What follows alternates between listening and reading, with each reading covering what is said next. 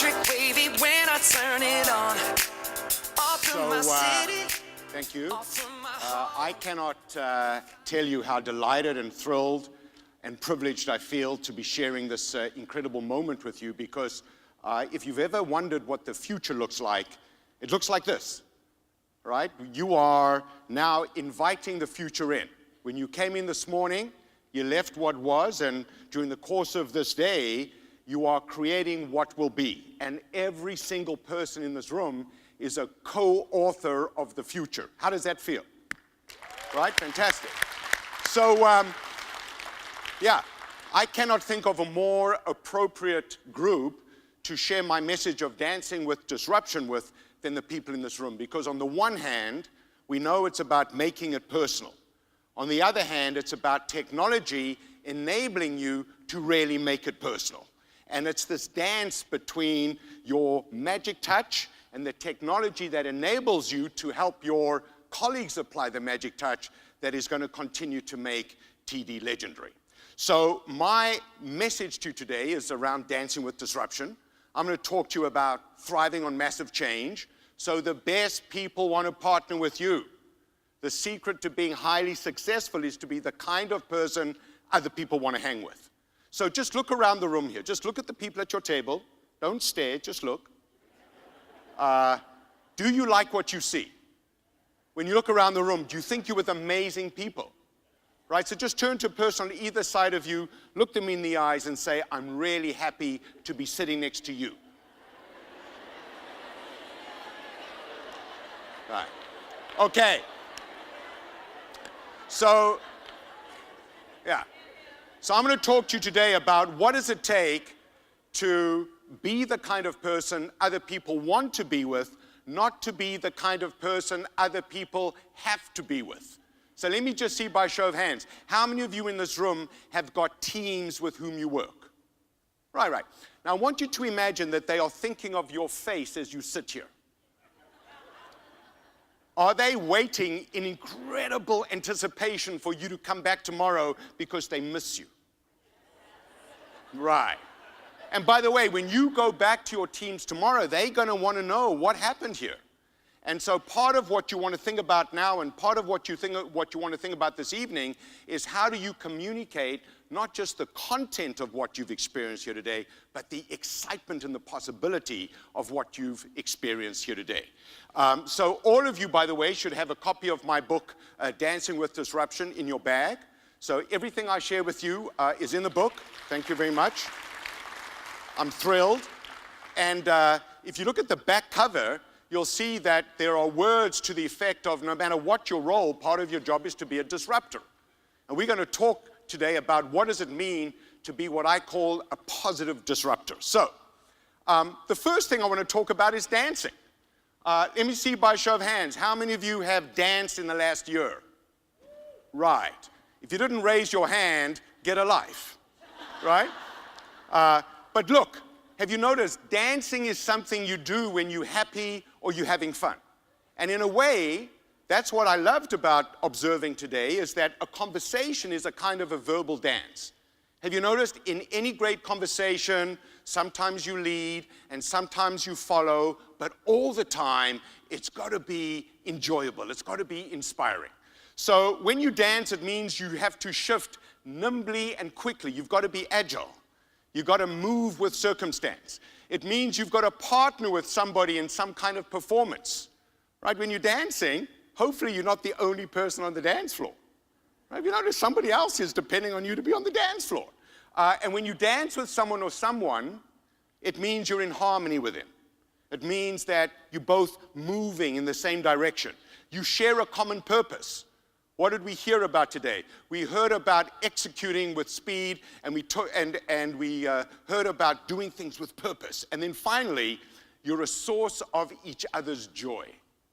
You're a source of each other's joy. So I'd like you just to turn to a person on either side of you, look them in the eyes, and just say, from this day on, I will be the source of your joy at work.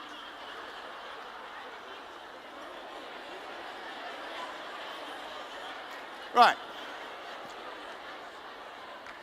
By the way, okay, come back to me. right? Part of what I've heard,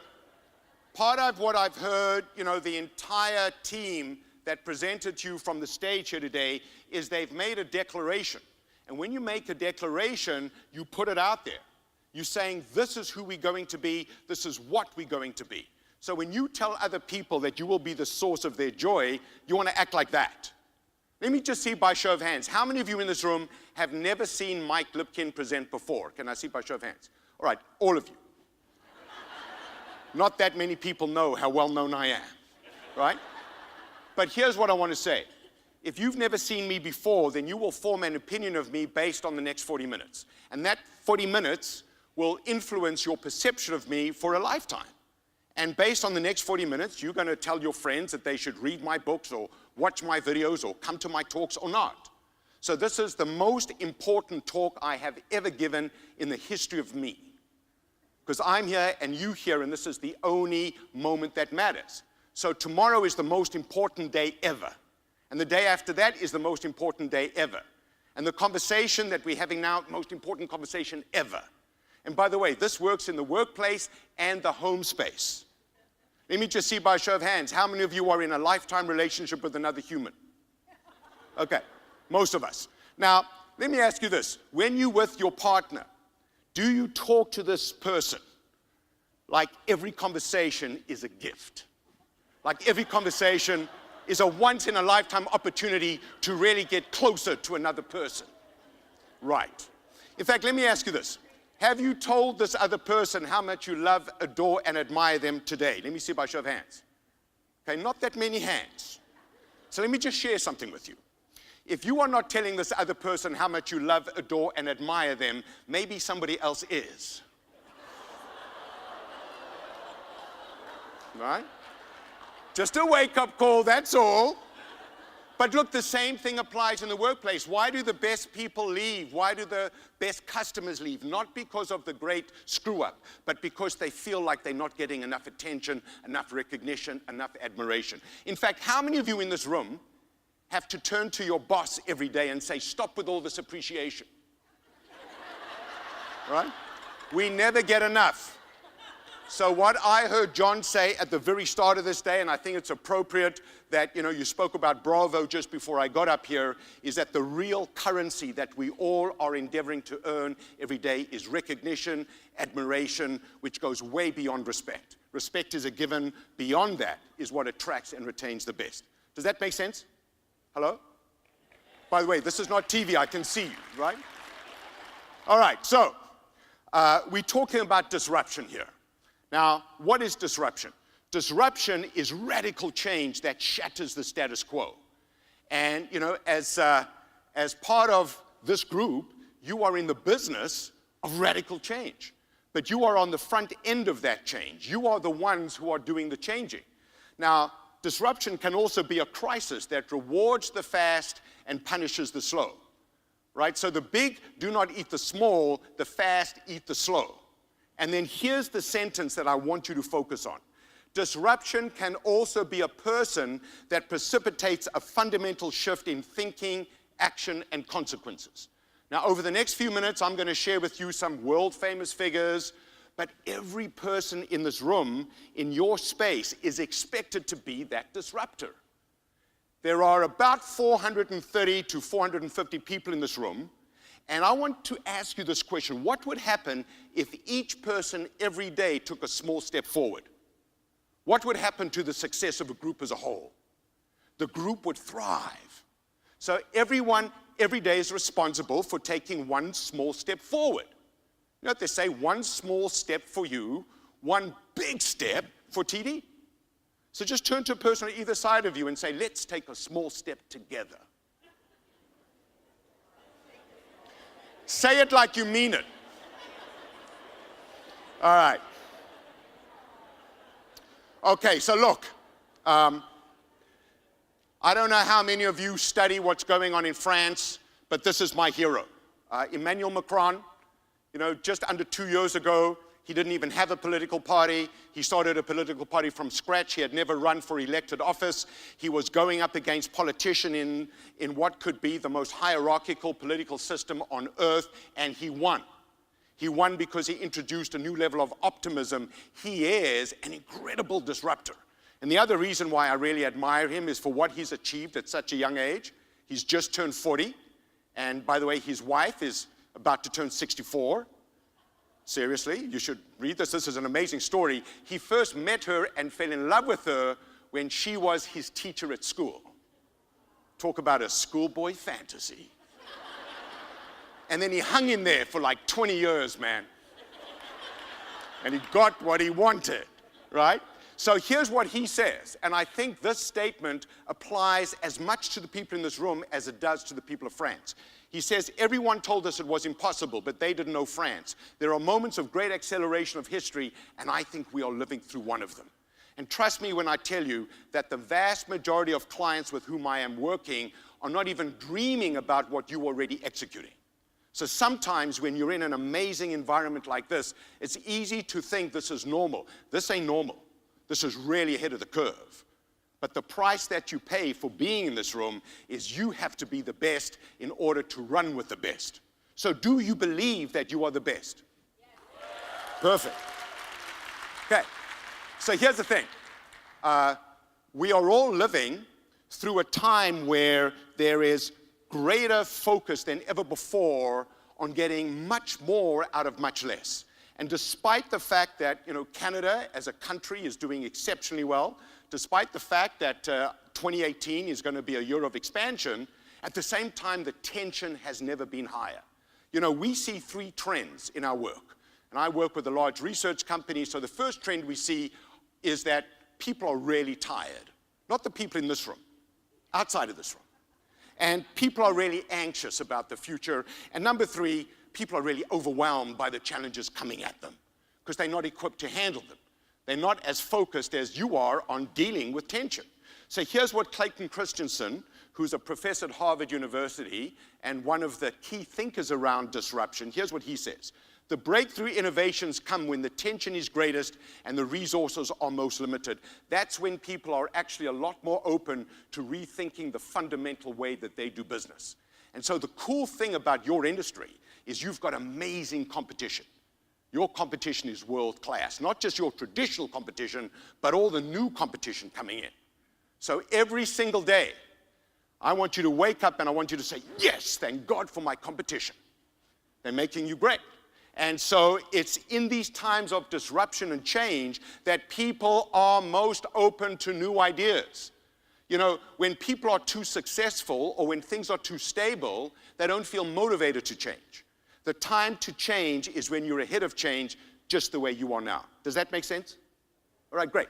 And by the way, if we can take the lights up, just let's have the lights brighter. I don't want you to be sitting there in semi-darkness. Because round about now, exactly, thank you very much. Round about now, it's kind of mind over body. How many of you feel like exhausted from the activities today? Come on, be honest. Of course you are. By the way, if you don't feel exhausted, you haven't played full out. And I've watched all of you, you've played full out. You've had some conversations that have made your brain tired. Tomorrow you're going to have a headache for the right reasons. Right? You're going to think back about how you were stretched today. You're going to think back about the challenges that were put to you today. And you're going to wake up ready for more.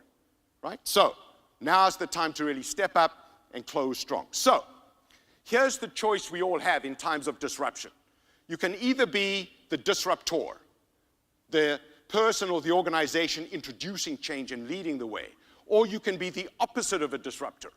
What's the opposite of a disruptor? This is the interactive part of the program. What's the opposite of disruptor? Sorry, resistor. I like that. By the way, whatever you say is right. Whatever you say, I'm going to make you look good. So we get a resistor. What else is the opposite of disruptor? A what? A follower. The opposite of a disruptor is a disruptee.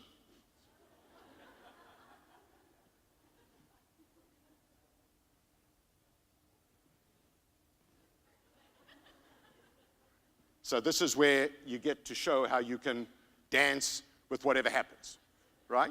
Seriously, how many of you have ever done a presentation where there was a slight technological snafu, right?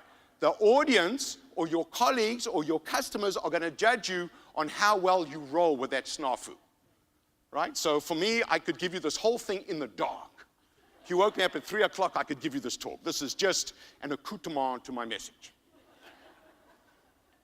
Was it? It was planned. So here's the thing. If you're a disruptee, someone else is doing the disrupting. And I can tell you out there are a whole lot of people looking at you and feeling like a disruptee. So just turn to a person on either side of you and look them in the eyes and say, congratulations on being a disruptor.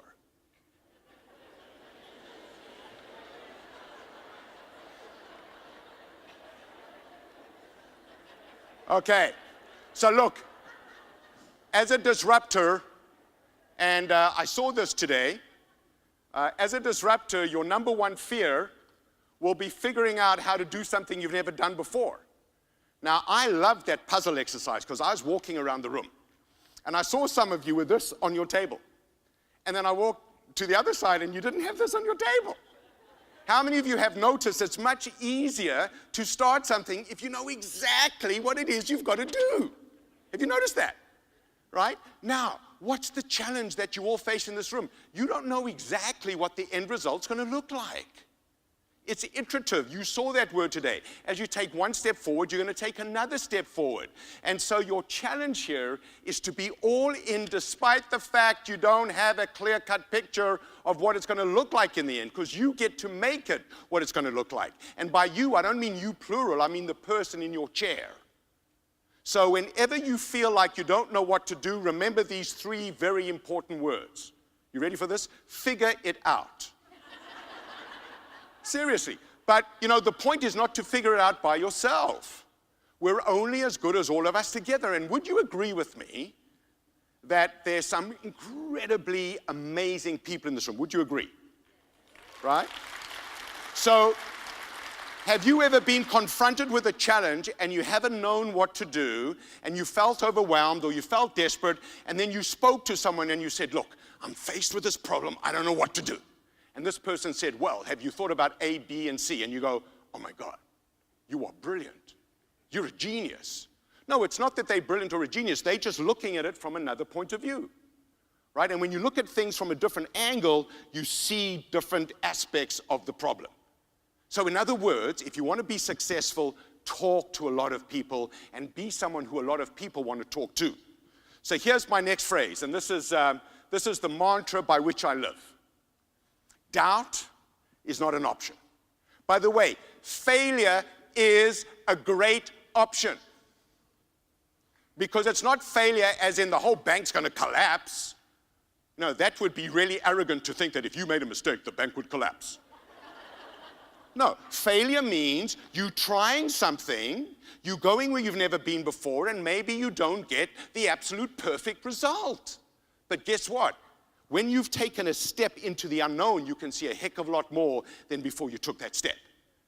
And as long as you're doing it for the right reasons, I don't know about you, but any time I've taken that step and not got exactly what I wanted, I learned a heck of a lot. Remember this, when you win, you tend to party. When you lose, you tend to learn. So you want to know this, winners will always lose more, winners will always lose more than losers. Why will winners always lose more than losers? Because they're doing more things. Does that make sense? Some of you are going, I don't know about that, Mr. Lipkin. I was raised to believe it's not good to lose. I was raised to believe that no is not a great word. How many of you have ever heard the word no? How many of you would agree with me, you're going to hear the word no a lot more than you're going to hear the word yes? Mr. Motivator here gets 9 no's to every yes. Right? 90% of the time, someone's going to go, you're not the guy, Mr. Lipkin. And I go, yes. Why? Because I know I've got to get through the no to get to the yes. I made a pitch the other day, and I gave it my best shot, and I thought I was absolutely the right person, and the client says to me, Mike, I'm afraid the answer is no. So I go, yes. So he says to me, what part of no do you not understand? So I said, Jack, let me share something with you. This is my 9th no in a row. I know my next call is a yes. Thank you. You know what he says to me, this guy? He says, I wish my people thought like that. I said, hello? So look, let me give you this message. And I'm spending a lot of time on this slide because if all you do is take this thought away, my work here will be done. you've got to be comfortable being uncomfortable. You've got to be able to talk with confidence and conviction even when you're doing something for the first time. So this is the first time I've ever spoken to a lot of you. This is the first time I'm adapting my content to your message. I might look confident, but on the inside, I'm making it up as I go along. Seriously. I have a phrase that says, I am often wrong, but I'm never in doubt. I know I'm going to screw up. I know I'm going to make mistakes. But the only reason why you're listening to me, are you? Is anyone listening? Okay. The only reason why you're listening is I'm talking with confidence and conviction.